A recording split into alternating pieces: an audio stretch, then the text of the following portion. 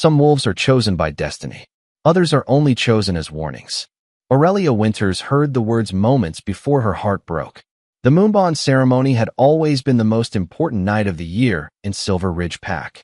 Lanterns hung from ancient oak trees. Music drifted through the crisp autumn air. Families gathered beneath the full moon to witness new bonds being formed.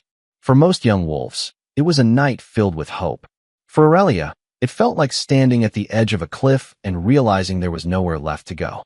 She stood alone in the center of the ceremonial clearing, her hands clasped tightly in front of her.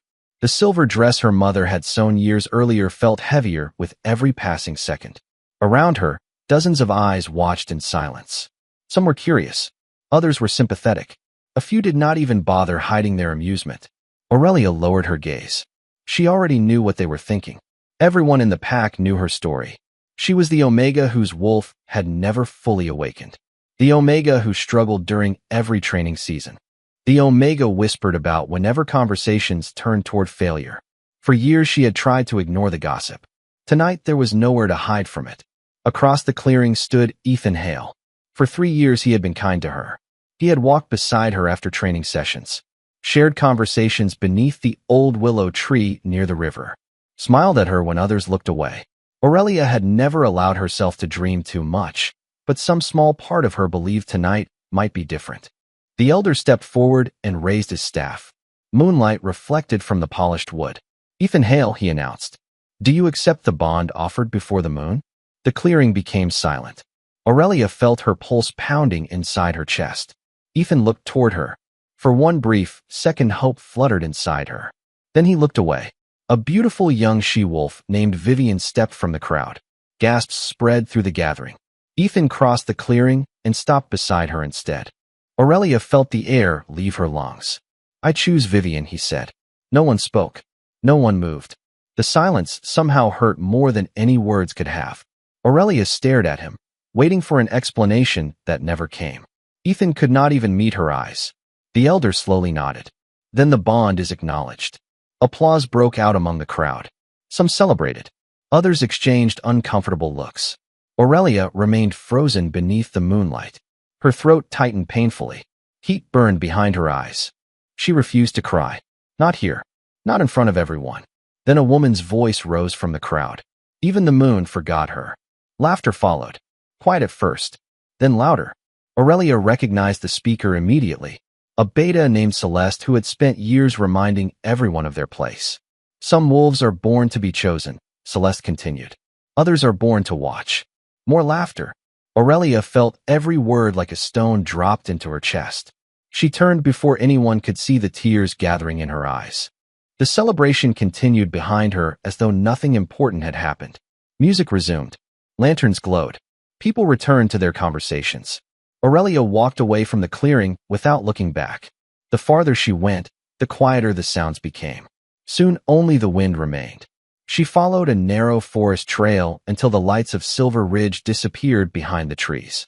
Moonlight spilled across the ground in silver ribbons. Finally, she stopped beside a small stream and sank onto a moss-covered stone. The tears she had been holding back finally escaped. She stared into the dark water below. Maybe Celeste was right. Maybe she truly had been forgotten. Maybe destiny belonged to other people. The thought settled heavily inside her chest. Then something changed. The forest became unnaturally still. The wind stopped. The water seemed to freeze in place. Aurelia slowly lifted her head. High above the treetops, a brilliant streak of silver light tore across the night sky. It was brighter than any falling star she had ever seen. The entire forest glowed beneath its radiance. Aurelia rose to her feet in stunned silence. The silver light lingered for a single impossible heartbeat before vanishing beyond the horizon. Darkness returned, but something deep inside her whispered that the world was no longer the same. And hundreds of miles away, a destiny that had slept for 500 years had finally begun to awaken. 500 years can turn hope into a habit, and a habit into a wound. Long after the silver light vanished from the sky above Silver Ridge, another pair of eyes remained fixed upon the horizon hundreds of miles away. The highest balcony of Aurelian Keep overlooked an entire kingdom. Mountains stretched beyond the distance. Rivers cut through forests that had existed long before most packs were born. Beneath the moonlit sky stood Cale Draven Ashcroft, the last Lycan king. The kingdom believed immortality was a gift. Most people never considered its cost. Cale remembered things no one else remembered. He remembered villages that no longer existed. He remembered roads swallowed by forests centuries ago. He remembered the names of wolves whose descendants had forgotten them. Time had taken countless things from him, but it had never taken his memory. Sometimes he wished it had. A cold breeze crossed the balcony. Far below, lanterns flickered throughout the capital as preparations continued for the Eternal Moon Festival. Servants hurried through courtyards. Musicians rehearsed for celebrations. Guests arrived from distant territories. The city buzzed with excitement. Cale barely noticed.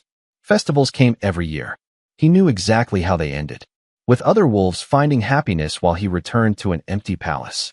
Behind him, the balcony doors opened quietly. "Your Majesty." Cale did not turn. He recognized the voice immediately. Aldrich Thornfield had served as royal advisor for more than 30 years. In Cale's life, 30 years felt like yesterday. "The preparations are complete," Aldrich said. "The festival begins in 4 days." Cale nodded once. "Good." Aldrich stepped beside him and looked toward the city. "Do you remember your first festival?" A faint smile appeared on Cale's face. "I remember all of them." The answer carried more weight than humor. For a moment, neither spoke. Finally, Cale exhaled slowly. 612 bonding ceremonies. Aldrich glanced toward him. "You counted." For a while, Cale's gaze remained fixed on the horizon. After the first few centuries, it became difficult not to. Silence settled between them. 612 ceremonies, Cale continued quietly. Thousands of wolves finding their mates. Thousands of promises made beneath the moon. His expression never changed. And 612 journeys home alone. Aldrich lowered his eyes. There was nothing he could say to that, because it was true. Cale had watched entire generations experience the one thing he never found. Love, partnership, belonging. The kingdom celebrated him as a legendary king, yet legends made poor companions. "The people still believe," Aldrich said eventually. Cale laughed softly. Not because anything was funny, because the alternative felt too heavy. "The people have believed for 500 years. Aldrich hesitated. Then he removed a folded parchment from his coat. The scholars discovered another fragment. Cale accepted the document without enthusiasm. Over the centuries, he had read countless prophecies.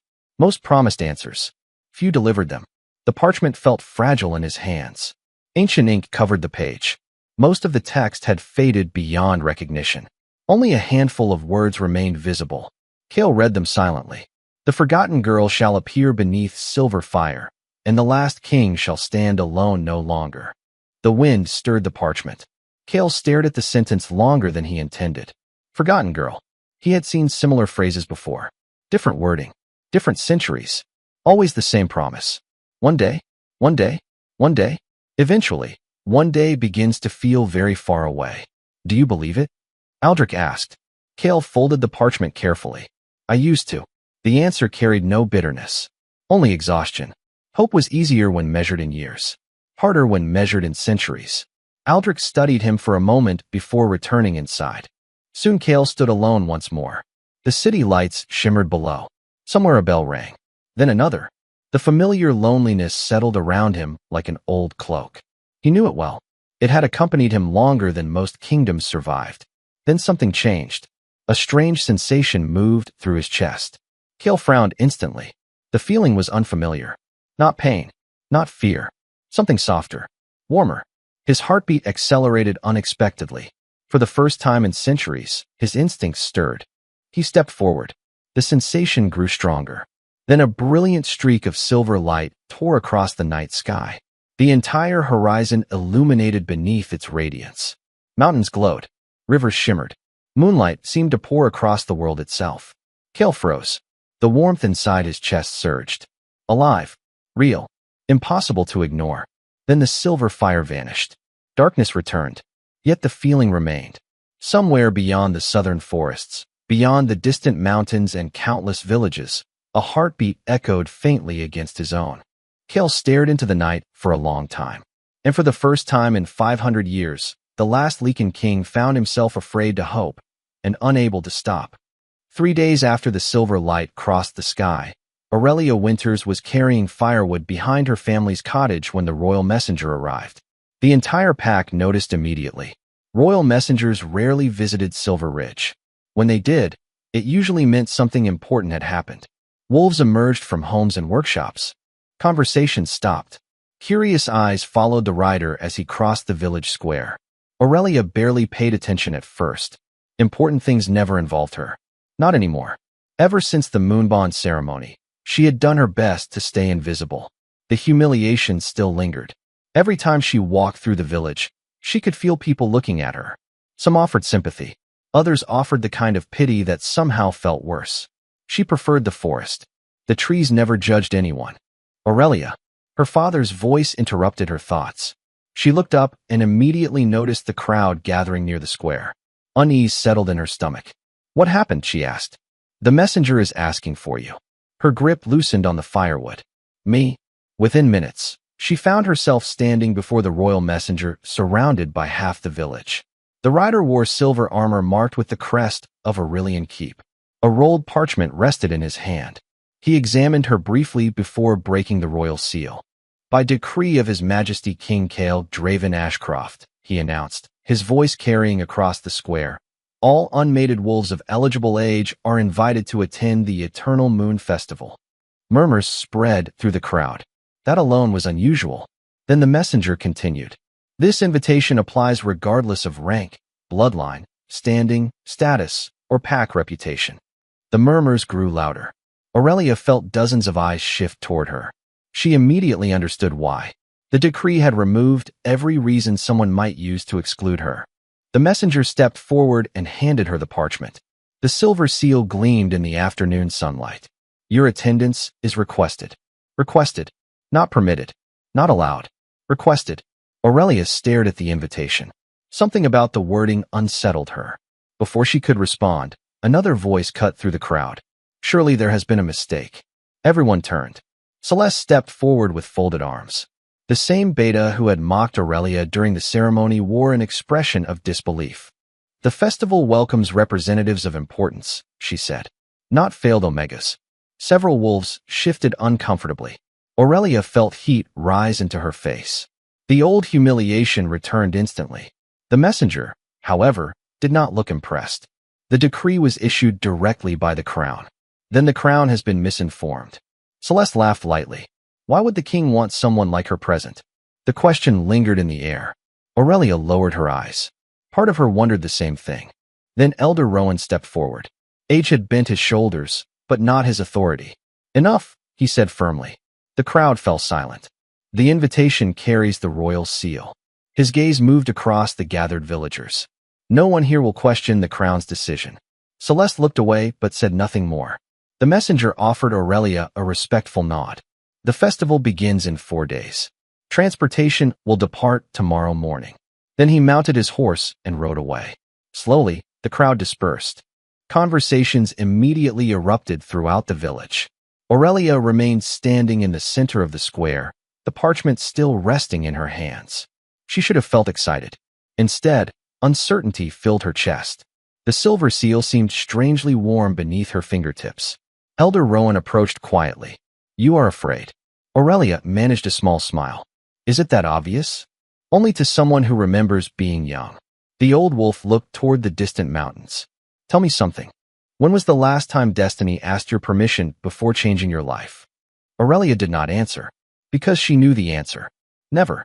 That evening she packed her belongings while the sun disappeared beyond the horizon. Most of what she owned fit inside a single travel bag. Outside her window, the village settled into silence. Yet sleep refused to come. She kept thinking about the invitation, about the silver light, about the strange feeling that had followed her since that night beside the stream.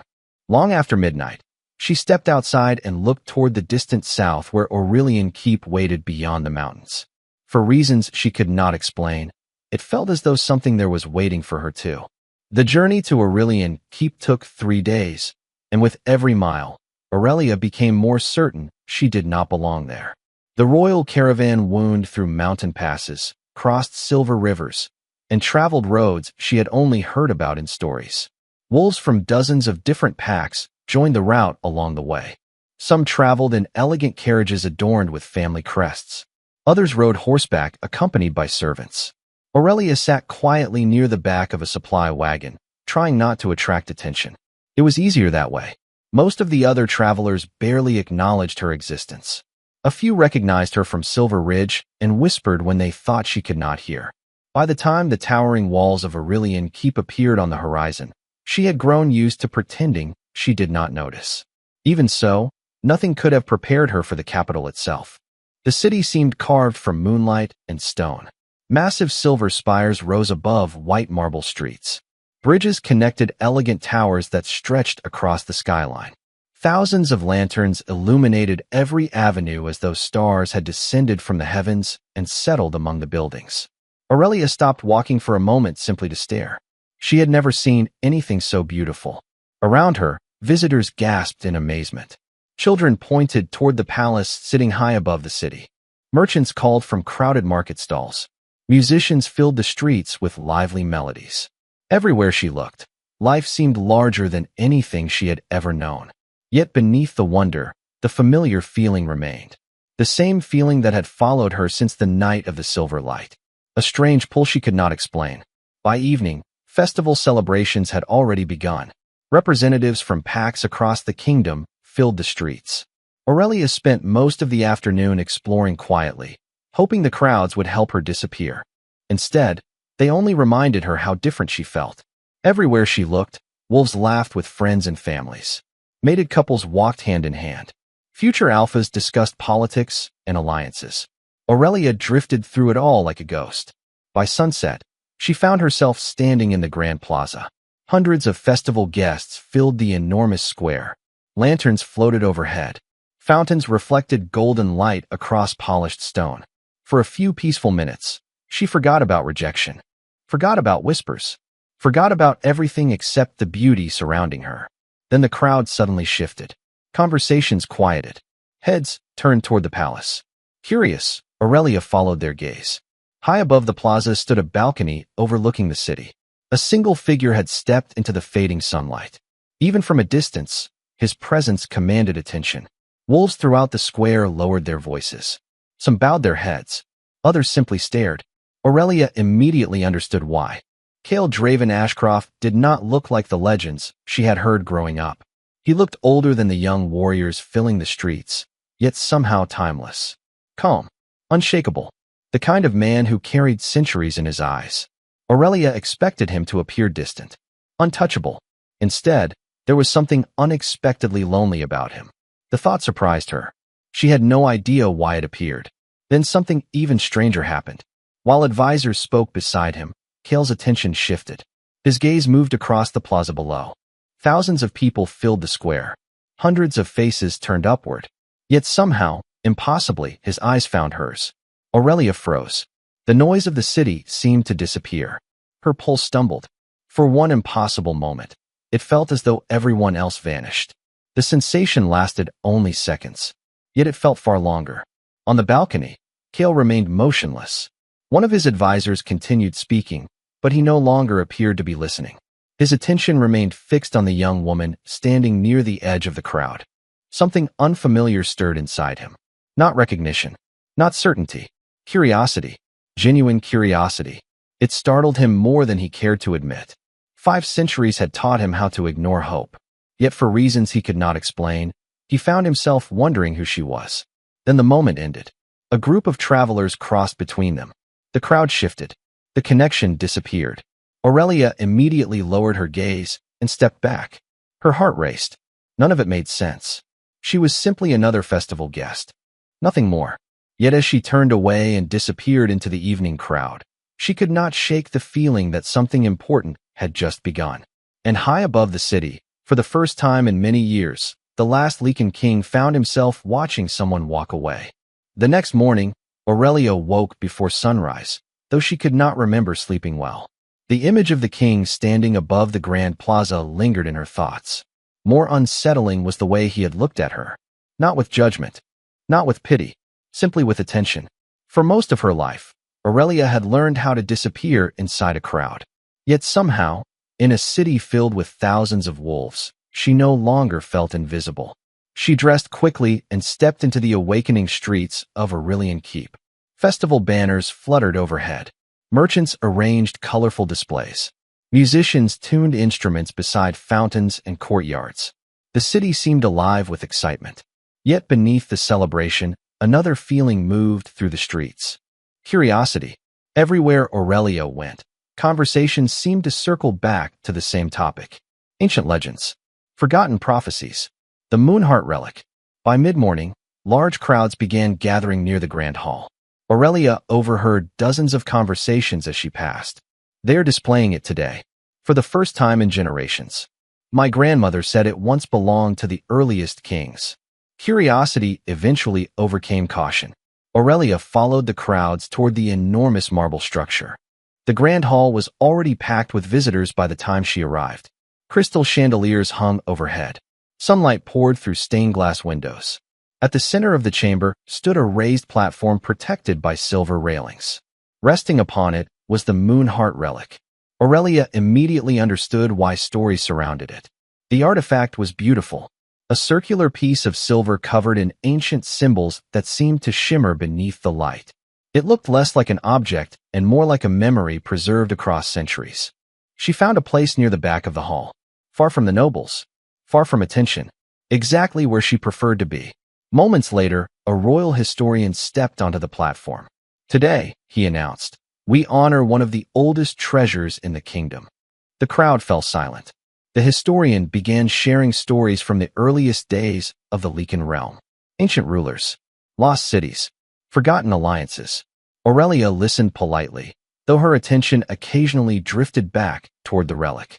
Something about it felt strangely familiar. Not recognizable. Familiar. As though she had seen it before in a dream she could no longer remember. Then a sudden warmth stirred inside her chest. Aurelia froze. The sensation had appeared several times since the night of the silver fire. Each time it felt stronger, more insistent. Around her, no one seemed to notice. The warmth spread slowly. Her heartbeat quickened. Across the hall, the Moonheart relic shimmered. At first, the change was so subtle most people missed it. A faint silver glow appeared beneath the symbols carved into its surface. The historian stopped speaking. Murmurs spread through the crowd. The glow intensified. More symbols awakened one by one. Silver light flowed through the ancient markings like moonlight moving through water. Gasps echoed throughout the chamber. Aurelia stared in shock. The warmth inside her chest surged. The sensation felt impossible to describe. Not pain, not fear, recognition. As though something ancient had suddenly opened its eyes. The hall fell completely silent. Even the guards seemed frozen. Then the relic brightened once more. Several scholars rushed forward. One nearly dropped the book he was carrying. Ancient letters slowly emerged across the glowing surface. Not words, not names. A message. The symbols appeared for only a few seconds before beginning to fade. Yet everyone saw them. Every witness. Every scholar. Every noble. The path has opened. The glow vanished immediately afterward. The hall erupted into confusion. Voices rose from every direction. Historians argued. Scholars demanded explanations. Guests exchanged nervous looks. The message raised more questions than answers. What path? Open for whom? Open to what? Aurelia stepped backward, unsettled by the growing chaos. She wanted fresh air, distance, somewhere quiet to think. Then instinct made her look upward. High above the gathering, hidden behind a private balcony reserved for the royal family, stood Cale Draven Ashcroft. His silver eyes were fixed on the relic. For a moment, Aurelia felt relieved. At least the king seemed as confused as everyone else. Then his gaze shifted, slowly, deliberately, until it found her. The warmth inside her chest surged once again. Not because he looked at her, because for the first time, she realized he had been looking for her. And somewhere deep within the oldest corners of Aurelian Keep, ancient doors that had remained closed for centuries were beginning to open. By the next morning, the message from the Moonheart relic had become the only thing anyone in Aurelian Keep wanted to discuss. The path has opened. 3 simple words had transformed the atmosphere of the entire festival. Merchants debated their meaning in crowded marketplaces. Scholars filled libraries searching through forgotten records. Noble families gathered in private lounges, exchanging theories and rumors. The city still celebrated, but beneath the music and lanterns ran a current of uncertainty. Aurelia felt it everywhere she went. More troubling was the feeling that people had begun noticing her, not because they knew her, because they were trying to figure out whether she mattered. She hated it. After years of being overlooked, attention felt surprisingly uncomfortable. She spent most of the morning avoiding the busiest streets. Eventually, she found herself wandering through a quiet palace garden hidden behind towering hedges. The sounds of the city faded there. A fountain flowed gently among white roses. For the first time all day, she felt able to breathe. Aurelia sat on a stone bench and stared into the water. The reflection looking back at her seemed unchanged. The same face, the same uncertain eyes. Yet nothing felt normal anymore. The silver fire, the king, the relic. Every answer only seemed to create more questions. A voice suddenly interrupted her thoughts. There she is. Aurelia looked up. Two elegantly dressed women were walking along the garden path nearby. Neither appeared to realize she could hear them. I expected someone more impressive, one of them said quietly. The other laughed. So did I. Aurelia immediately looked away. The familiar sting settled in her chest. The entire kingdom is chasing a mystery, the first woman continued. And somehow it leads to a rejected Omega. If Lady Seraphine has her way, it will not lead anywhere for long. Aurelia froze. You think she will succeed? She already called for a council meeting. The women continued walking, their voices gradually fading. A prophecy would never choose someone like her. Silence returned to the garden. Aurelia stared at the fountain. The words lingered long after the speakers disappeared. A prophecy would never choose someone like her. It sounded painfully familiar, like every assumption people had made about her throughout her life. Somewhere deep inside, part of her almost believed it. Hours later, within one of the oldest chambers of the royal palace, members of the royal council gathered around a long silver table. Sunlight streamed through stained glass windows while tension filled the room. Lady Seraphine Blackmore stood near the head of the table. Elegant and composed, she carried herself with the confidence of someone accustomed to being right. The situation has already gone too far, she said. The festival should celebrate unity. Instead, every conversation revolves around a stranger. Several council members exchanged uncertain looks. One of the historians frowned. The relic activated. The relic displayed a message, Seraphine corrected. Nothing more. She folded her arms. And now half the kingdom is treating a rejected Omega as though she were the center of an ancient prophecy.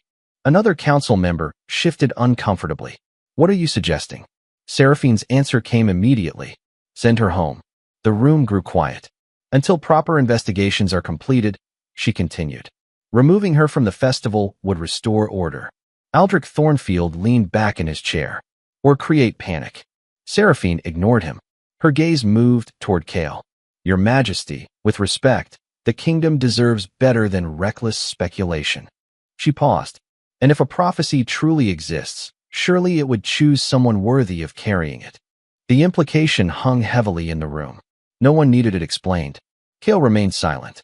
Yet several council members immediately lowered their eyes. Even they recognized the insult for what it was. After a long moment, the king finally spoke. Worthy. His voice was calm. An interesting word. Seraphine straightened slightly. Your Majesty? Kale's silver eyes settled on her. History has a habit of choosing people others underestimate. The room fell silent. Seraphine said nothing. For the first time all afternoon, uncertainty flickered across her expression. The meeting continued for another hour. No decision was announced. Yet rumors moved faster than official statements. By sunset, whispers spread throughout the city. Some claimed Aurelia would be expelled. Others claimed she would be questioned. A few insisted she would leave voluntarily. When those rumors eventually reached Aurelia, she found herself staring at her packed travel bag for a very long time. Leaving would be easy, safer, familiar.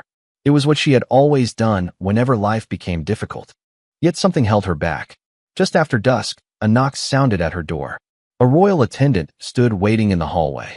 Miss Winters, he said respectfully. His Majesty requests your presence tomorrow morning.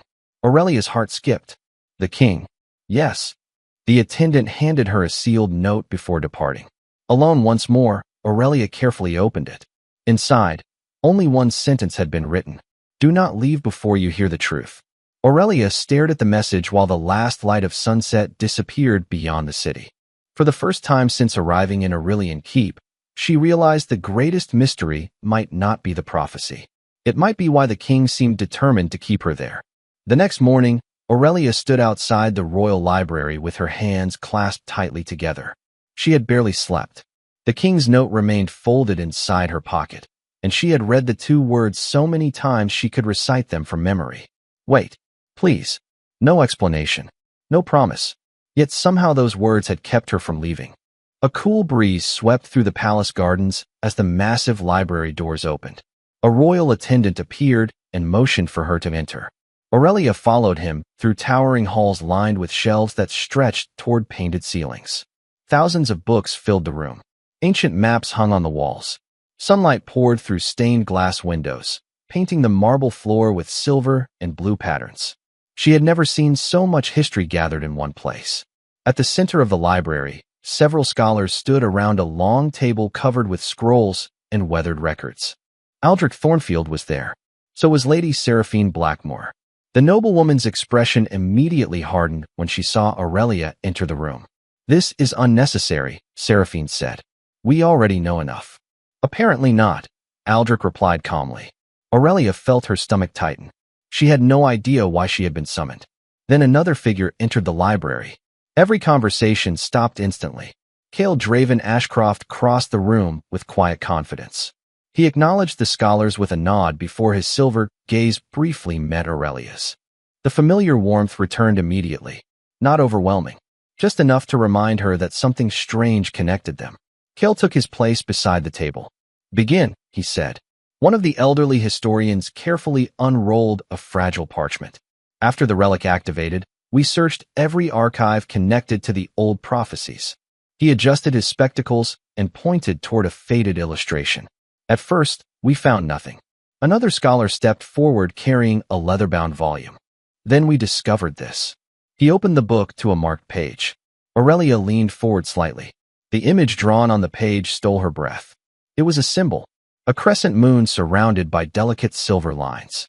Exactly like the birthmark hidden beneath the sleeve on her left wrist. The room became silent. That is impossible, Aurelia whispered. Is it? The historian asked gently. Slowly, she pulled back her sleeve. Gasps echoed around the table. The mark resting on her skin matched the illustration perfectly. Lady Seraphine immediately stepped forward. Symbols can be copied. Not this one, another scholar replied. He opened a second record, then a third. Every document contained the same emblem. Every document dated back hundreds of years. Aurelia stared at them in disbelief. What does it mean? She asked quietly. The oldest historian in the room answered. It belongs to a bloodline thought to be extinct. The words settled heavily across the library. Whose bloodline? Aurelia asked. The descendants of the Moon Weaver. The name meant nothing to her. Yet the reaction around the room suggested it meant everything to everyone else. Several scholars exchanged astonished looks. Aldrich folded his arms thoughtfully. Even Cale seemed unusually focused. Who was the Moon Weaver? Aurelia asked. The historian smiled softly.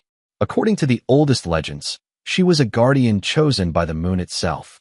Her descendants carried a rare gift. Not power, not wealth, a connection. Aurelia looked down at the mark on her wrist. It seemed brighter than before, almost alive beneath her skin. That still does not prove anything, Lady Seraphine interrupted sharply. An old symbol changes nothing. Actually, another scholar said, reaching for a sealed scroll, there is more. The room fell silent again. Carefully, he broke the ancient seal and unfolded the parchment. The paper looked older than any other document on the table. We discovered this hidden within the restricted archives late last night. His voice trembled slightly. It appears to be part of the original prophecy. Even Cale leaned forward. The scholar lowered his eyes to the faded text and began reading aloud. When the Moon Weaver's daughter returns, the path to the last king shall open once more. No one spoke. No one moved. Aurelia felt her pulse hammering in her ears. The last king. Every person in the room understood exactly who the prophecy meant. Slowly, she lifted her gaze toward Cale. His silver eyes were already fixed on her. And for the first time since arriving in Aurelian Keep, Aurelia realized the mystery surrounding her was no longer growing smaller. It was becoming impossible to escape. That night, Aurelia stood alone on the balcony outside her room, watching the lights of Aurelian Keep shimmer beneath the stars. The city felt different now, less like a place she was visiting and more like a place waiting for something. Waiting for an answer, waiting for a sign, waiting for tomorrow. The king's note remained folded inside her pocket. She had read it several times throughout the evening. Do not leave before you hear the truth. Simple words. Yet they lingered in her mind more than she wanted to admit. Aurelia looked toward the distant palace towers rising above the city. Somewhere behind those walls, scholars searched through forgotten records while nobles argued over prophecies and legends. Meanwhile, she still felt like the same girl who had left Silver Ridge with a single travel bag and a broken heart. If destiny truly had plans for her, it was doing a poor job of explaining them. Across the palace, sleep avoided Kale as well. He stood alone inside a private gallery lined with portraits of former rulers. Generations of kings and queens watched silently from gilded frames. Some had ruled for decades, others for only a few years. Kale had known many of them personally. He paused before a portrait painted nearly 300 years earlier. The young king in the painting wore the same crown he now carried, the same silver eyes, the same expression of cautious hope. Kale remembered that version of himself. Back then, he still believed every prophecy might be the one that changed everything. Time had slowly taught him otherwise. He continued walking through the gallery. Portrait after portrait, memory after memory. Every face belonged to someone who had found companionship, built a family, or left behind a legacy. Kale had inherited entire generations. Yet the one thing he had waited for remained beyond reach. At least until now. The following morning, the royal library buzzed with activity. Scholars moved quickly between shelves carrying books and scrolls. Historians compared translations from ancient records. The atmosphere felt less like a library and more like a command center preparing for something important. Aurelia arrived shortly before noon. Aldrich greeted her with a polite nod. Lady Seraphine stood nearby, unusually quiet. Several council members had gathered as well. Everyone seemed to be waiting. What happened? Aurelia asked. Another discovery, one historian replied. His excitement was obvious. Possibly our last. The room fell silent. The elderly scholar carefully placed a weathered manuscript onto the table. This record predates the kingdom itself, he explained. It contains references to the final moon. Aurelia immediately remembered the phrase from earlier documents. The final moon? The historian nodded. Not a person, not a place, an event. Several scholars exchanged nervous looks. According to these records, it marks a moment when hidden truths can no longer remain hidden. Aurelia frowned. That sounds more like poetry than prophecy. A few people smiled. Ancient prophecies often do. The historian opened the manuscript. Most of the text had faded with age. Only fragments remained. He pointed toward a surviving passage. We still cannot identify the daughter of the moon weaver with certainty. Aurelia felt a small wave of relief. For days, everyone seemed eager to place her at the center of something she barely understood. Uncertainty felt strangely comforting. However, the historian continued. The records repeatedly mentioned signs. Aldrich folded his arms. What kind of signs? The scholar consulted another page. Silver fire crossing the sky. Aurelia remained silent. Ancient relics awakening. Several council members exchanged looks. And a king who begins to hope again. This time the room grew noticeably quieter. No one looked at Aurelia. Every eye shifted toward Kale. The king stood near one of the tall windows overlooking the city. For a moment, he said nothing. Then he surprised everyone. That may be the rarest sign of all. A few quiet laughs spread through the room. Even Aurelia smiled. Yet beneath the humor rested something real. Something vulnerable. The historian turned another page. One final fragment survived. He adjusted his spectacles and read aloud. When the signs are complete, the kingdom shall gather beneath the final moon, and what was hidden shall reveal itself. Silence followed. Not dramatic silence. Thoughtful silence. The kind that settles over a room when everyone understands something important has just happened. Aurelia looked around the library. No prophecy had named her. No document had declared her chosen. No ancient text had revealed the ending. For the first time since arriving in Aurelian Keep, the future felt uncertain again. And strangely, that uncertainty made everything more compelling. Tomorrow night would be the closing ceremony of the Eternal Moon Festival. The entire kingdom would gather beneath the final moon. Whatever answers people had been searching for, they were still waiting. And as Aurelia glanced toward Kale, she realized she was waiting too. The final night of the Eternal Moon Festival arrived beneath a sky so clear it seemed every star in the world had gathered above Aurelian Keep. Silver lanterns illuminated every street. Music drifted across crowded plazas.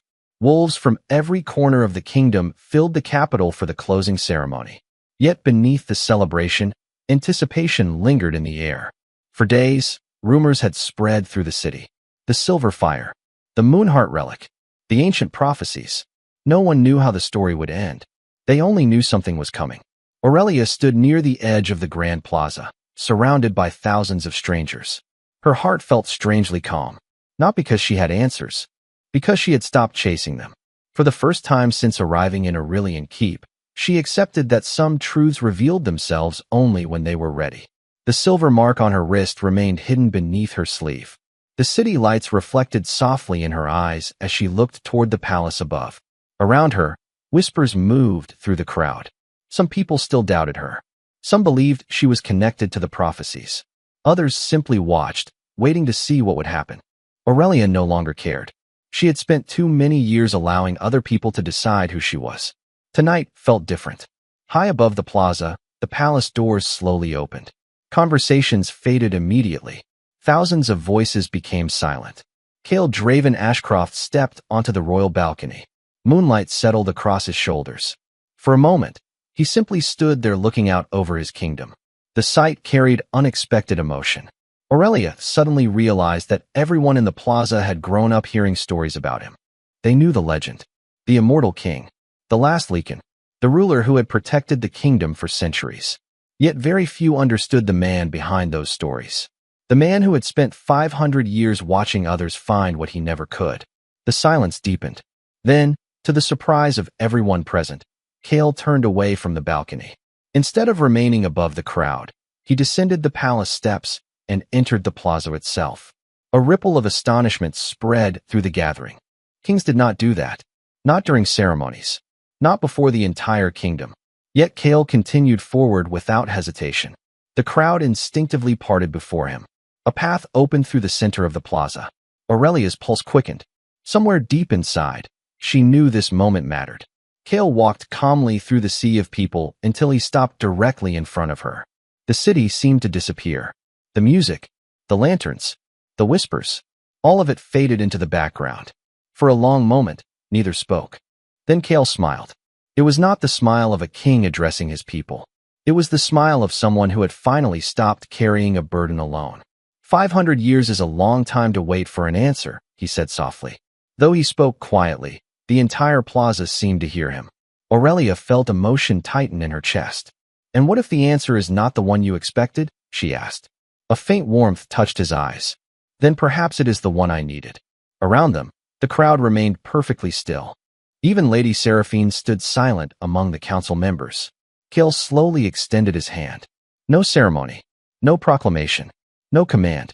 Simply an open hand offered beneath the moonlit sky. Aurelia stared at it. Memories flooded her thoughts. The moonbond ceremony. Ethan choosing someone else. The laughter. The pity. The years spent believing she had been forgotten. Then she remembered something else. The silver fire crossing the sky. The invitation that changed everything. The king's note telling her not to leave. The realization came quietly. The moon had never forgotten her. Only people had. Tears gathered in her eyes. Not from sadness. From understanding. Slowly, Aurelia placed her hand in his. The moment their fingers touched, a wave of silver light swept across the plaza. Gasps echoed through the crowd. Bells rang throughout the city. The Moonheart relic awakened inside the grand hall, shining brighter than anyone had ever seen. Ancient symbols illuminated across its surface. The silver mark on Aurelia's wrist glowed softly beneath her sleeve. Yet the greatest change was not the light. It was the feeling that settled across the plaza. Peace. The kind of peace that arrives when something lost finally finds its way home. Historians stared in disbelief. Scholars hurried to record what they were witnessing. Even Lady Seraphine lowered her gaze, not in defeat, in acceptance. The answer everyone had been searching for had never belonged to the strongest wolf, or the wealthiest, or the most celebrated. It belonged to the girl everyone overlooked. Kale looked at Aurelia and saw not a prophecy, not a mystery, not a symbol from an ancient record. He saw a person. Aurelia looked back and saw not a king, not a legend, not 5 centuries of expectations. She saw a man who understood loneliness as deeply as she did. Above them, the stars shone brilliantly across the night sky. Around them, an entire kingdom celebrated. Yet neither noticed, because after 500 years of waiting and a lifetime of feeling forgotten, both had finally discovered the same truth. Sometimes destiny does not arrive to change who you are. Sometimes it arrives to remind you that you were never lost in the first place.